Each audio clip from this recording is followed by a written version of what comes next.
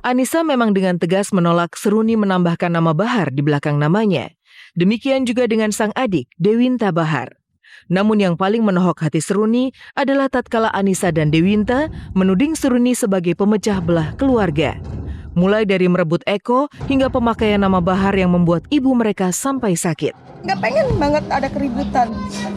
Terus dia ngeliat seperti ini, ya udah akhirnya sekarang nggak. Saya udah bilangin sampai saya.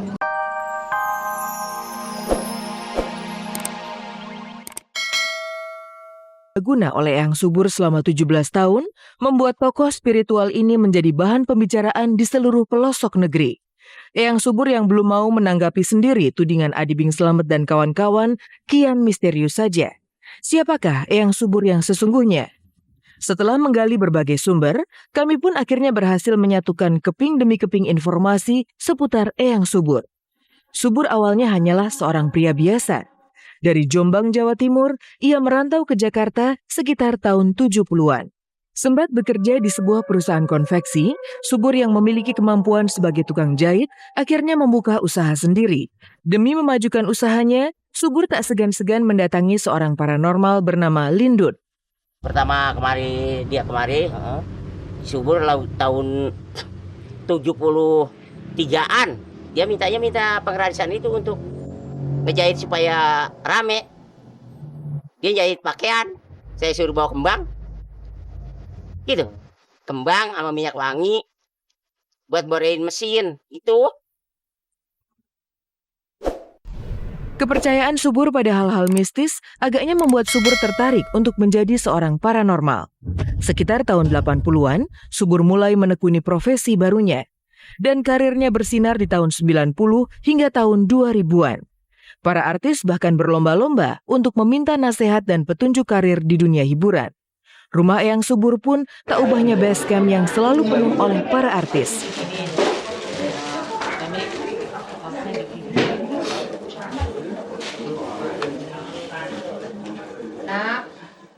Intinya senang kalau menghibur orang, itu aja. Memang diajarkan sama Eyang tuh kalau bisa kita nanam senang sama orang sebanyak-banyaknya. Karena nggak ada alasan untuk orang bisa senang kalau dia nggak menanam senang sama orang. Kita belajar menghibur orang dengan seikhlas-ikhlasnya.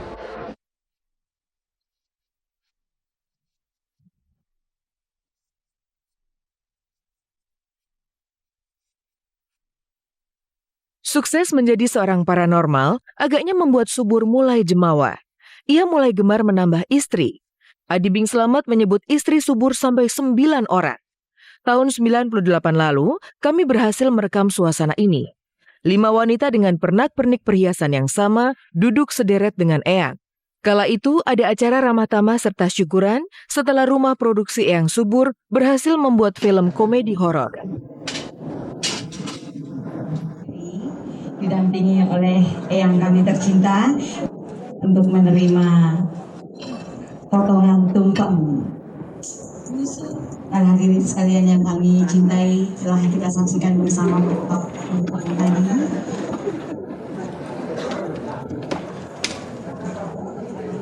Semoga potongan tumpeng tadi tidak diletakkan begitu saja. Dihibur oleh musik pengantin kita, yaitu Taras Group. Kami persilakan kepada Taras Group. Saya dipercaya Pak Isindo untuk menyutradarai program yang baru itu. Karena dibimbing Eyang jadi gampang, semuanya lancar, jadi sukses semuanya gitu. Bukan hanya artis, pengacara seperti Farhad Abbas pun pernah menjadi klien Subur. Untuk mempromosikan keahliannya di kalangan pejabat, sosialita maupun masyarakat umum, Subur menunjuk Adi Bing Slamet sebagai juru bicara merangkap marketingnya. Rata-rata pasiennya Eyang itu percaya dan yakin bukan hanya gara-gara ritual minum kopi, tapi karena Bang Adi meyakinkan sekali, karena ada contoh waktu dikasih mobil Eyang, tapi belakangan saya dengar cerita bahwa Mas Adi sering ngasih duit, justru uang itu dipakai bagi-bagi buat artis lain, dan artis lain itu tergantung menganggap yang ada orang kaya. Ya banyak lah. Duitnya dari kamu. Termasuk Mas Adi ini merasa dibodoh-bodohin, misalnya bikin pesta harus bawa wine segala macam ya. Itu kan baru tersadar saat ini. Kita sering diperintah buang syarat di kantor pemerintahan, DPR, MPR, Kejaksaan, Mabes Polri, TNI, jalan raya, di airport. Kita lihat bangsa ini makin benar nggak? Coba. Jangan-jangan ya syarat-syaratnya dia itu bikin kacau, bukan bikin benar. Kok dukun paranormal sudah ngamuk, betul? Nah, karena beliau itu bukan dukun, bukan paranormal. Hanya mengajarkan umat itu agar baik, lebih taat pada Allah. Kalau si Subur mah jangan dipercaya lagi sama orang-orang yang udah merasa ketipu. Emang dia mah itu alasannya begitu. Kalau kata saya dia memang ya tukang tipu, nipu orang. Entah seperti apa perasaan Raffi Ahmad Sabtu malam lalu. Raffi yang sedang menjalani rehabilitasi dipilih oleh pemirsa televisi sebagai presenter musik dan variety show terfavorit di ajang Panasonic Gobel Award 2013. Piala ini tentu menjadi penghibur yang sangat berarti bagi Raffi.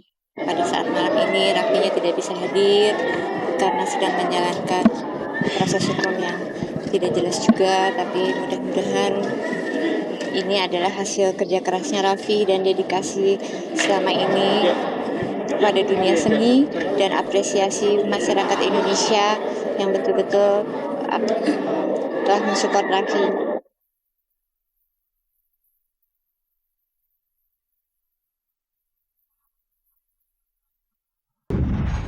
Berbagai cerita dan peristiwa menarik dari dunia hiburan sudah siap kami hadirkan untuk Anda. Berikut liputan khusus dari tim Kabar Kabari.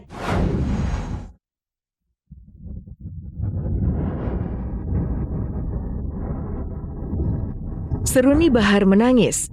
Ia tak menyangka, hanya karena gara-gara menggunakan nama Bahar, pertikaian dengan adik iparnya Anissa Bahar kian melebar. Anissa memang dengan tegas menolak Seruni menambahkan nama Bahar di belakang namanya. Demikian juga dengan sang adik, Dewinta Bahar. Namun yang paling menohok hati Seruni adalah tatkala Anissa dan Dewinta menuding Seruni sebagai pemecah belah keluarga. Mulai dari merebut Eko hingga pemakaian nama Bahar yang membuat ibu mereka sampai sakit. Nggak pengen banget ada keributan. Terus dia ngeliat seperti ini, ya udah akhirnya sekarang nggak. Saya udah bilangin sampai saya telepon ke Eko kok begitu, tolonglah jangan sampai keluarga ini pecah. Ya, terus juga sekarang kayaknya lebih pengaruh istrinya deh, Seruninya itu deh. Kayak apa-apa kayak kok sampai berantem awalnya berantemnya sama Kak Jul gara-gara Seruni. Semuanya berantem sama keluarga gara-gara Seruni. Semuanya gara-gara Seruni. Saya dikasih jodoh. Saya juga nggak minta seperti itu. Semua sudah ada yang ngatur. Kalau toh saya sudah dijodohkan dengan suami yang sudah berkeluarga, saya pun juga nggak minta. Tapi kenyataannya yang saya hadapin seperti itu. Sekali lagi Ani cuma ngomong keluarga nggak ada bekasnya. Istri banyak bekasnya kan, kayak udah 6 kali kawin, kayak udah ngerti kan? Eko Bahar sendiri seperti makan buah si malakama. Dia harus berdiri di antara sang istri dan adik-adiknya. Namun satu hal yang pasti, Eko merasa dirinya berhak menambahkan embel-embel Bahar di belakang nama istrinya. Aku ini dianggap benar-benar saudara, bukan saudara ipar. Ya ngerti lah, aku nanti mungkin mau koordinasi lah dengan pengacara aku ya. Jadi kalau dia mau bawa ke jalur hukum ya silakan.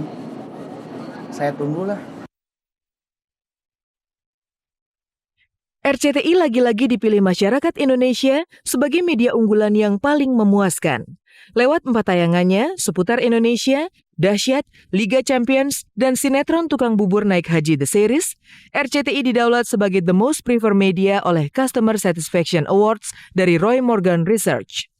Pastinya senang sekali ya, apalagi tadi telah dikatakan oleh Roy Morgan ini lebih ke kualitas bukan kuantiti ya.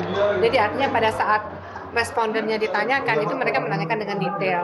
Jadi ya terbukti ya, pemirsa paling sayang sama RCTI, alhamdulillah gitu. Menegaskan kembali bahwa apapun yang kami lakukan itu selalu senantiasa kita perjuangkan buat pemirsa. Dan pada kali ini metodologinya apapun, mau kemarin kuantitatif, sekarang kualitatif, tetap menunjuk RCTI sebagai station dan program yang paling memuaskan atau paling dipilih oleh pemirsa. Pemirsa, sampai di sini kebersamaan kita. Simak terus kabar-kabari serta cek dan recheck setiap hari Senin sampai dengan Jumat pukul 14.30 waktu Indonesia Barat. Saya Anastasia Vera pamit undur diri. Selamat sore dan sampai jumpa.